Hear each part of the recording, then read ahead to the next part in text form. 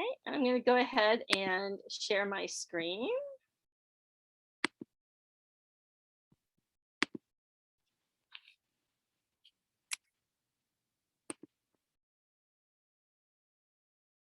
All right, welcome back, everybody. I'm hoping that you had some good conversation around setting expectations with your candidate. So those of you who watched the introduction to mentoring video, the link that I put out to you, will probably remember that in the 3 strategies that they had suggested in our video, discussing expectations with your teacher candidate was the first strategy. And for those of you who didn't have an opportunity to go ahead and see that, I've linked it again in the presentation so that you can take a look afterwards. It also is in total alignment with our teacher candidates' assignments that they have to do for their professional year, because the first activity in the field guide is to fill out what we call the expectations continuum. We ask them to fill it out separately from you. So we ask mentors to fill one out, and we ask teacher candidates to fill one out. And then we would like you to come together to discuss it, much like you were doing in your group right now, just to find out what are teacher candidates' expectations of this experiences and what are yours? Because whether we think about it or realize it, we all do have expectations of this experience. And when they don't get met, that's when we most often have trouble with our mentor and our candidate pairings, because somebody's expectations of the experience are not being met. And so we feel like this time to spend together at the beginning of the semester is really, really important. How, just by giving your hands, like you can do the thumbs up or the thumbs down button on Zoom, under reactions, you'll see if you hit reactions, you'll have a way to react. How many of you have already done this with your teacher candidate? Give me a thumbs up if you've already done it. It's looking to me like quite a few of you have already participated in this. And BG has got his hand up and she's got thumbs up. So I'm not sure if they have a question or not, but here's what I'd like you to share out with the whole group. What was this experience like? Did you encounter some places where you were really together, or did you uncover some places that you disagreed and you had to discuss it? Just like to hear like 3 or 4 of you what your experience has been with this activity. If you could just unmute and share, that'd be great. Hi, I'm Angela Heindel. I'm at LaBois Junior High in Boise. I teach 8th grade English.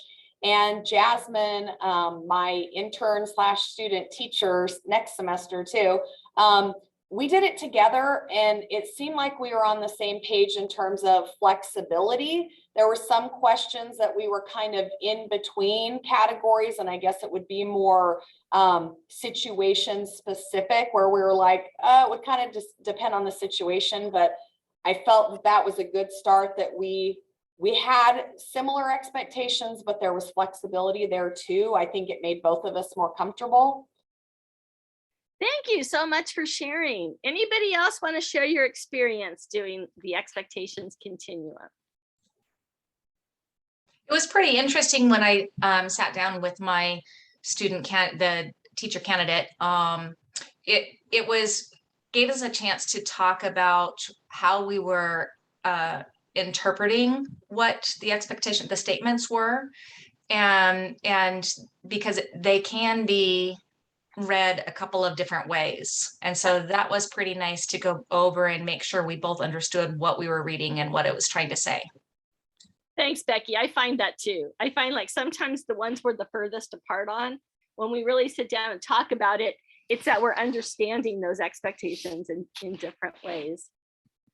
Great. Can we get a last person to talk about, or the value of it? Like, what did you discover?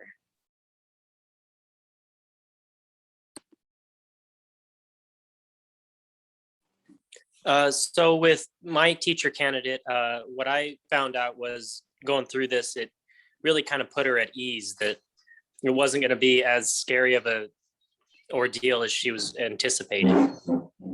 That is a great result, Jason, that you're sharing. I think it does. You know what it begins to do is it actually begins to build that relationship of trust.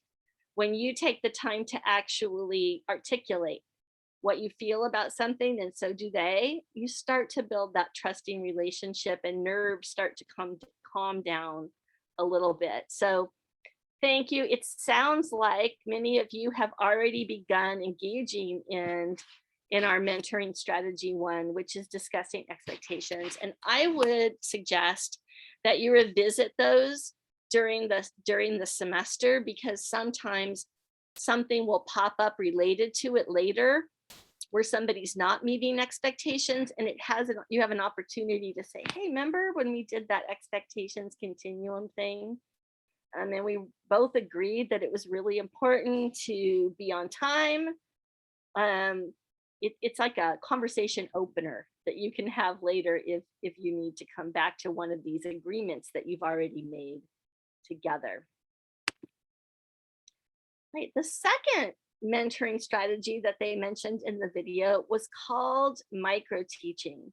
And in the video, they suggest having the candidate teach like 10 to 20-minute lesson, just something really, really, kind of short and compact.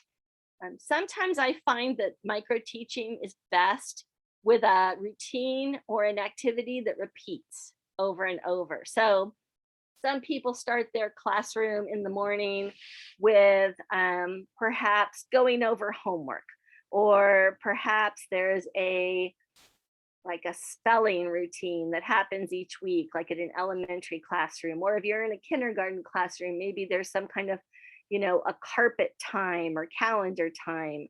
In secondary, you might have a time where you're going over homework. So like those routines that happen every single day, sometimes that works well for micro teaching. And the reason it works well is because the teacher candidate has the chance to repeat it several times. Or those of you in secondary where you're going to perhaps have 3 sections of the same course, then maybe the candidate is able to repeat that lesson more than one time. And the idea is that they plan and they teach, and then you provide them some pretty specific feedback on how that 10 to 20-minute lesson went. They go back and make changes, and then they reteach it, and you give them some more feedback on how it improved or the part that you still need to set goals on. So anytime you have a repeated lesson, you have students moving around to stations where they're going to repeat the same lesson more than once, a typical classroom routine, this is a great opportunity for micro teaching. Okay, I'm going to put you back into your small groups. And what I would like you to do is I would like you to share some examples or some ideas of a place where you could implement micro teaching with your teacher candidate maybe next week. Like, what's an opportunity in your classroom for micro teaching? So I'm going to go ahead and put you back into groups. These are going to be smaller groups.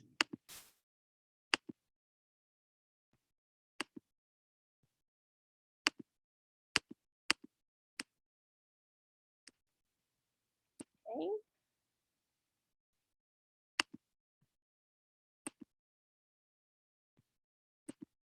Okay.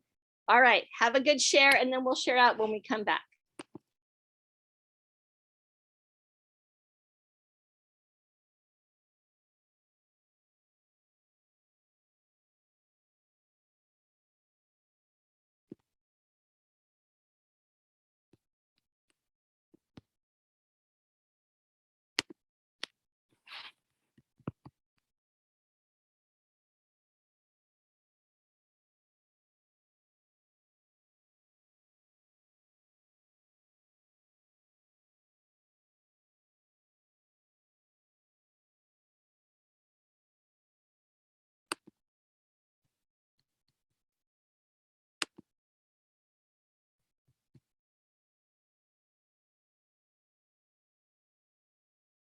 Hey, welcome back. Did anybody have would be willing to share, unmute and just share an example of how they might be able to use this strategy of micro teaching?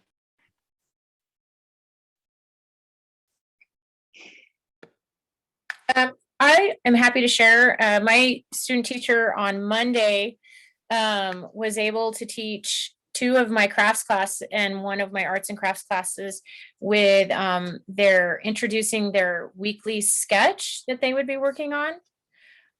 So we set up a document camera and she sets up the sketch and all the expectations for the sketch, and the kids watch her draw, and it went just really well. Okay, and were you able to give her some feedback so that she could improve it? Oh yeah. I mean, we talk, she's there a lot. So, plus she's there to back up what she's taught with the kids each day too. So, Excellent. yeah. Anybody else have another example of micro teaching they would like to share?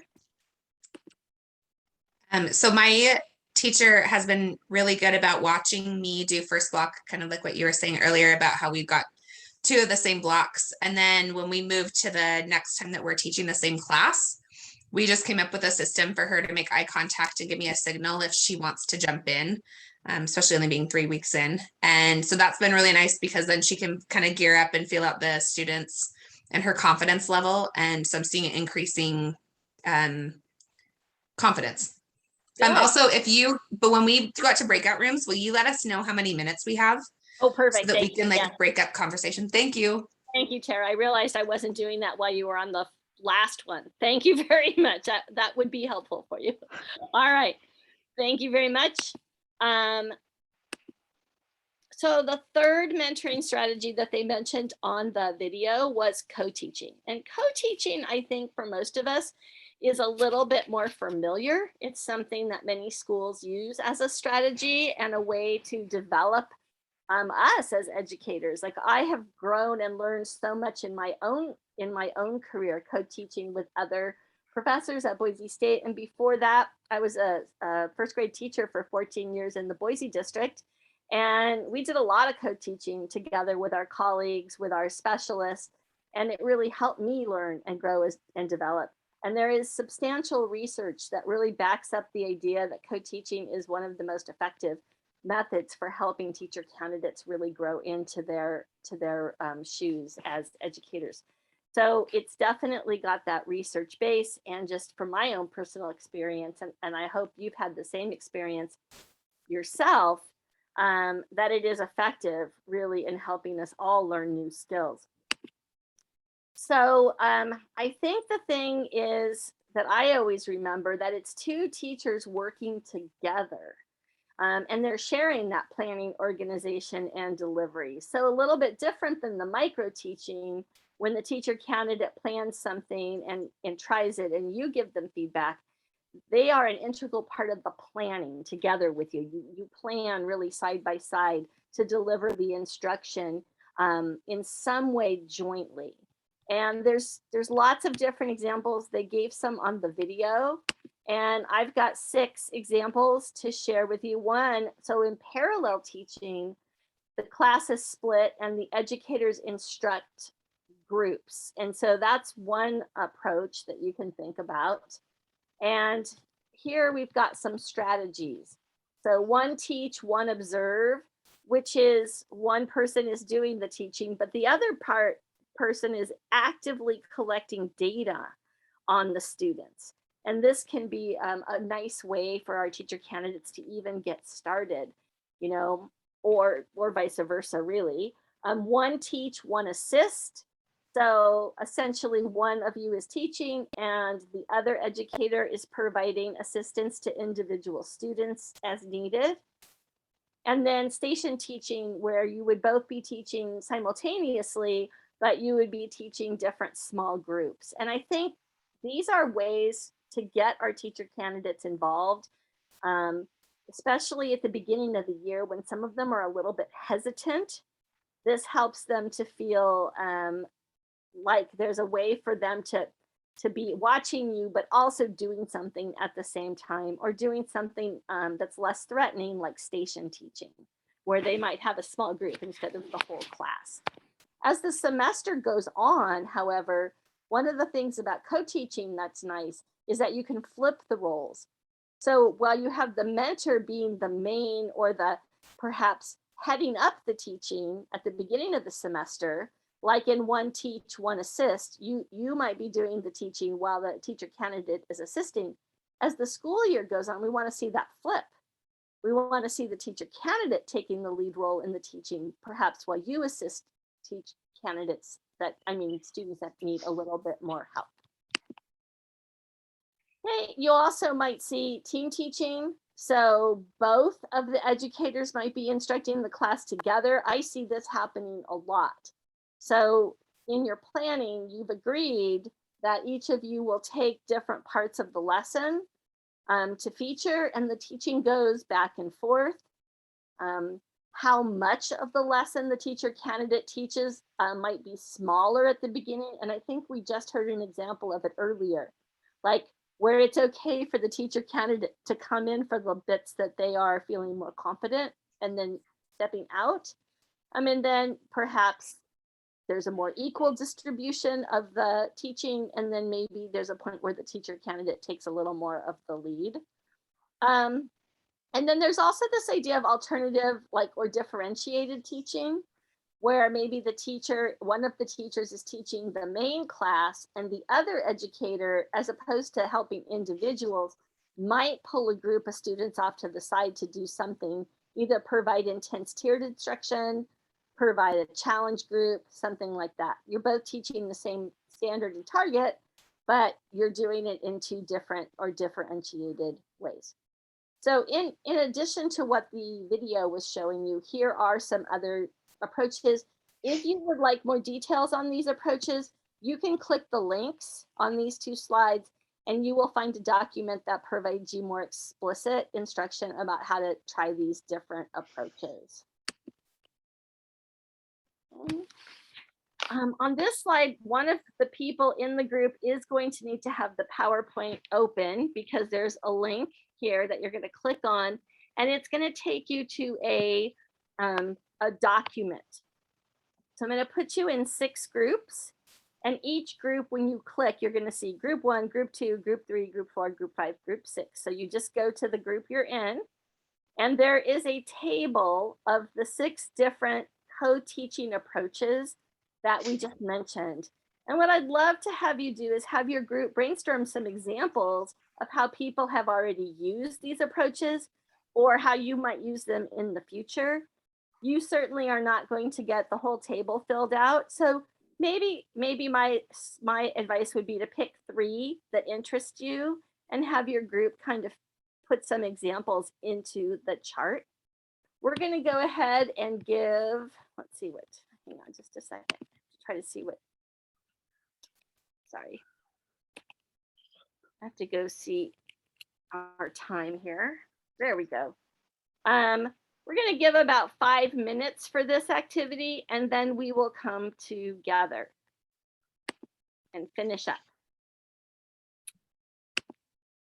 Right.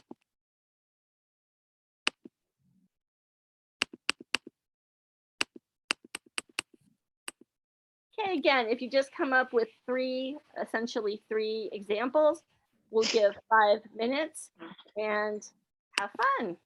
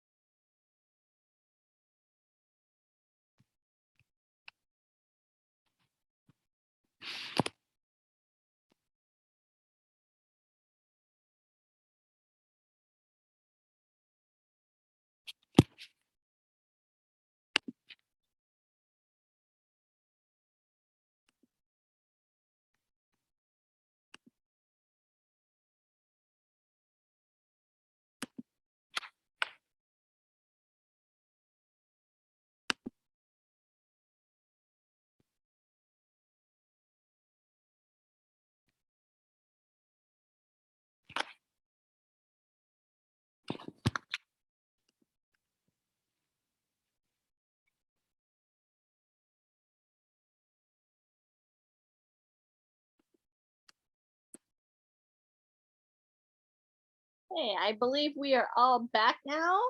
Hello again. I wanted to talk a little bit about a question that I often get, which is about our substitute policy at Boise State.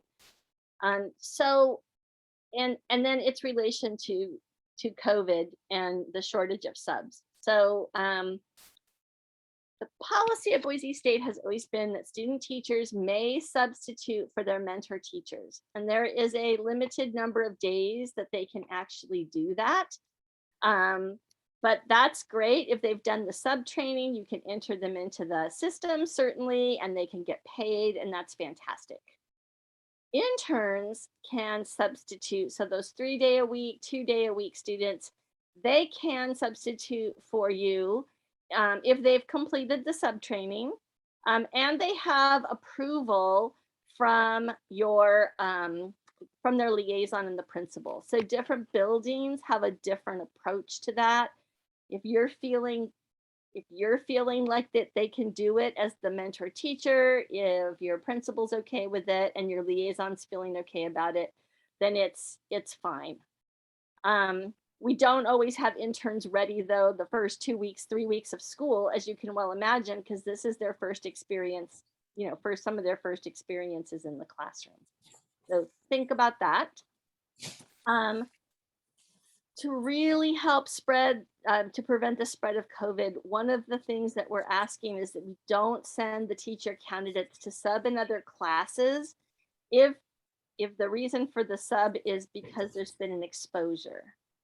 So in other words, we don't want to send your teacher candidate to another room where there's been an exposure, get exposed, and then bring it back to your classroom. So that seems like a poor idea. However, I totally recognize that we are in a world of hurt when it comes to substitute teachers right now. I totally get it. So, we're trying to be flexible. We want our teacher candidates to help in emergency situations when we can. But as their mentor teacher, you're going to have to sometimes advocate a little bit. And the university liaison is totally there to help you advocate. They're not there to just be pulled as substitute teachers all the time in other classrooms. We do recognize emergencies come up, but that shouldn't be the go-to plan. And sometimes a student teacher is ready to teach the entire day for you in your classroom, and then you find out they're not going to be there. So sometimes a better solution is actually to have you go be that emergency sub and let them teach in the classroom where they're comfortable with the kids. So that's just a suggestion. So feel free to send me questions if you're having trouble, because again, we want to be flexible. We want to help where we can, but on the other hand, we don't want them to be spreading, be conduits of spreading COVID around the building for you either. You think about, you're trying to keep your kids together in some ways in groups or pods as much as you can. And so just kind of thinking about that and thinking about leaving you high and dry as the mentor teacher in the classroom when they get removed. But again, it's totally okay for them to sub for you when you feel like they're ready to do that. We are going to now introduce you to one more thing, and then we are going to have time for questions. So we have redesigned our teacher education website. It is linked here on this slide. It contains the mentor teacher handbook. I would ask that you give that a look over and read it. It really details out your responsibilities and provides you with some supportive information. A couple of other things that mentors find really helpful is the suggested timeline for mentoring activities and expected and potential activities for collaborative teaching, for co-teaching. So sometimes these are helpful. We definitely want our interns to have an opportunity to do a little observing, but boy, we want them to get their feet wet as soon as possible and get them in their teaching. And our student teachers should be taking that lead role in teaching for at least 4 to 6 weeks. The more they can do that, the better. Where they're really taking that lead role. Obviously, you're still there. They feel like they're doing everything, and obviously you're still there and you're still planning with them. But we want them to feel, what is that like? And we have to be certain, we have to be saying, I think they could do this on their own. So we need to give them 4 to 6 weeks where they have an opportunity to do that. But check out the website. There's, like, I only highlighted a few things. There's probably 20 things out there for you to take a look at if you need it. We also have 2 more workshops after this. If you participate in those 2 workshops, it'll be a format like this was tonight.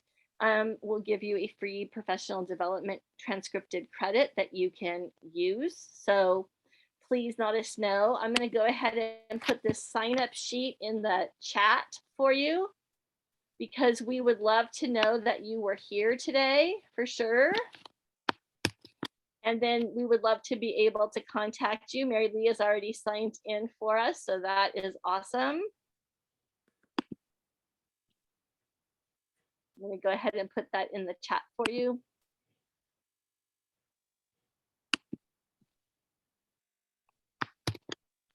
If we could just get you to sign up and find out if you are interested in those other professional development credits. All right, well, we have time now well, we are at our 1:30 time. So, I mean, I'm sorry, it's 1:30 where I am. It's 5:30 where you are. We are at our 5:30 time, but if you'd like to stay and have question and answer time, I am more than welcome to hang out here so that we can have some question and answers. Hopefully we can get them all answered. Maybe your question is also somebody else's question. So feel free to hang out and ask some questions. So who out there has some questions?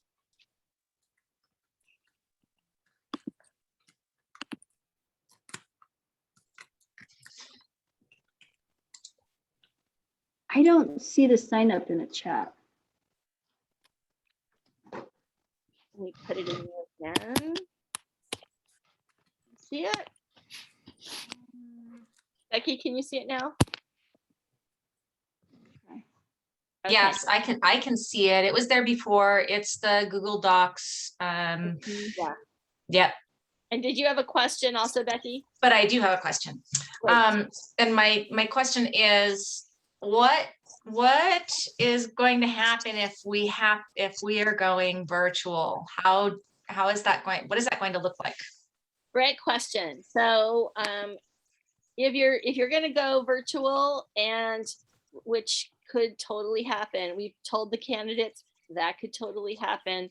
Our student teachers did it last semester, so they're completely familiar with going remote. Many of them are staying in the same districts, so they'll be using the same platforms, and generally they come into the building and work with you side by side in your classroom. You teach from your, what has been the most common is you're teaching from your classrooms, right? In different parts of the classroom, and it's worked out really, really well so far. Interns have not had the opportunity to teach remotely. In my next message out to all the professional year students, I'm going to send them some links for training in the platforms that our districts use, so they can kind of get ahead of it and start planning to teach remote. But essentially, we've been through 3 iterations of student teachers who have successfully completed their semester teaching in exactly the way you are teaching. So, I mean, that is, you're all teaching. And so we consider the fact that they're all teaching too. It's just in a completely different, some of our teacher candidates have taught in 3 modalities. So they've taught hybrid, they've taught online, and they've taught remote, and they've taught face-to-face. So it actually gives them some great experience, I think, in doing it. And we'll provide them with some additional supports in how to do that. Other questions? Joanna, did you have a question? And then Tara. I didn't have a question, Sherry. I was just going to comment on the exact same thing that you just shared. We had 2 student teachers in my downtown facility, or down basement, in the basement where I teach, and it was a great experience, I think, for all of them because of all of the hands-on experience they got last year. We all came to work, they came with us, and we were a team. So we learned hybrid together, we learned virtual together, and then we got our kids back together. So it was an awesome experience. Thank you for commenting. Tara. Thank you first for offering this opportunity, being with kids all day. It's nice to be able to be with some of my peers, especially seeing, I think it was Sarah Wong and that delicious dinner that you just got delivered. I'm now jealous. But also wanted to ask you how the logistics go with liaison feedback, because I've had a couple of different experiences. Will they just be working with the student teacher and not letting us know their feedback? Do we get to be included with that? I know that we're supposed to have 2 separate ones, but we just had the liaison come back and it seemed kind of secretive. And so I'm curious what that looks like. You know, Tara, I think different mentor teachers have different levels of comfort and expectation when it comes to that. Knowing the liaisons the way I do, we all welcome you into the process. So when I come into a class to supervise and the teachers, our candidates are teaching, if you want to sit right down with me and observe side by side with me, and we can even whisper chat next to each other, I think that's amazing. So I don't think anybody is going to have any problems with that. The issue is that we don't want to infringe on your time. So I think some liaisons might make you feel like you're excluded when they're just trying to be protective of you. So if you say, boy, could you send me that feedback you just said, or sometimes I'll ask people to send me their feedback too. The more collaborative, the better. We welcome it, but again, we don't want to step on your toes or infringe on you. So I would say reach out to your liaison and say, hey, I'd love to participate more with you. And they're going to say, hooray. Thank you. And can you share that with the liaisons too? Because mine came back with, I don't know how much I should be sharing with you. I would really appreciate that. Thank you so much. Thanks, Sherry. The new ones might not know. And I run a new group for new liaisons, so I'll let them know. Great. Okay. Thank you. Okay. Johanna, you had something else? I just had that same question because my student teacher was observed on Monday and they went out and had a meeting and I didn't get to know, nor was there time. I think it was just a time issue though. I don't feel like I was, I don't know. Yeah, so I was just curious too, because I would like to. If we take the candidate out into the hall, generally you're, usually one of the things is that you have to take over teaching, right? Unless the recess is coming next or something. So I think that's the issue with that. But certainly sometimes, you'll back up to a special, or you're back up to recess, or you back up to after school. And then the 3 of us, can sit down and talk as well. So that's something we can do. We can record our feedback and share it with you for certain. And then you have a kind of a handle on that. Also, I talked about a dialogue journal with your candidates. There's no reason why we couldn't have a dialogue journal with each other. Like, how is it going this week? And here's what we saw. What are you seeing? I mean, I think that's an amazing idea. I'm going to bring that up with the liaisons. Cool. I like that. Thank you. Okay, thank you for that suggestion. That's a great suggestion.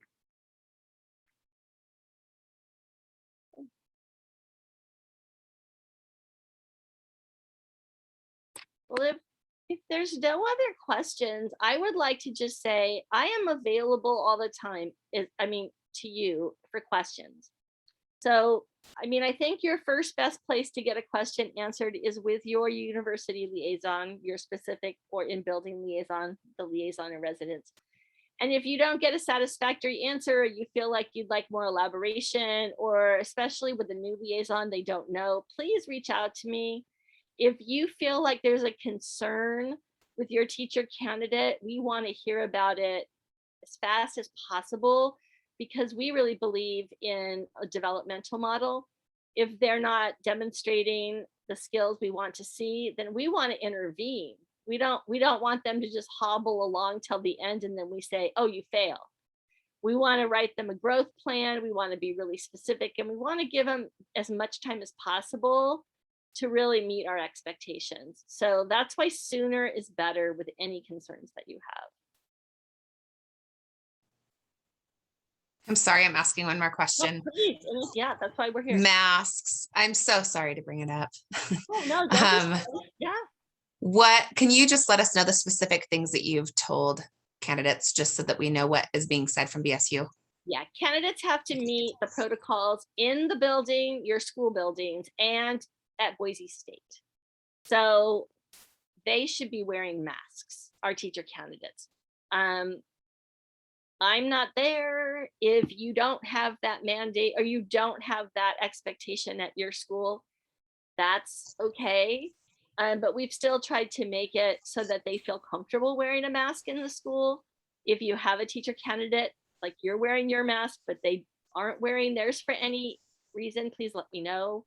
I think, I mean, we're fully on a mask mandate at Boise State. So if you want to ask me more specific information, like about your situation, let me know. I know some school districts aren't mandating them now.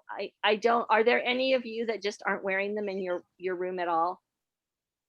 Yep, okay. I don't know about that, but can you just push? It's kind of Yeah. like bringing up abortion in Yes, the classroom. I know. So if they talk about it, which I've just experienced that, I mean, and I cut it off really fast. Yeah, But if you could encourage like non-opinion and yes. back off Yes. from it, and then Yes. just wear the mask and be a good role model or Absolutely. whatever it is in the building, could you just please, I will. because it's Yeah. not an easy subject right now. Yeah, absolutely. Actually, all that communication should be from you and not from them. Because that's another one of those professionalism things that they don't have the skills for yet. And they should be watching you model those skills, right? So they don't get to have an opinion about that, essentially, in your classroom. Oh, okay, wait. Okay. Oh, all right. Okay. All right, are we finished up? Okay. This is being recorded and we will certainly send it out to you all. Okay, bye-bye. Thanks, Sherry. Have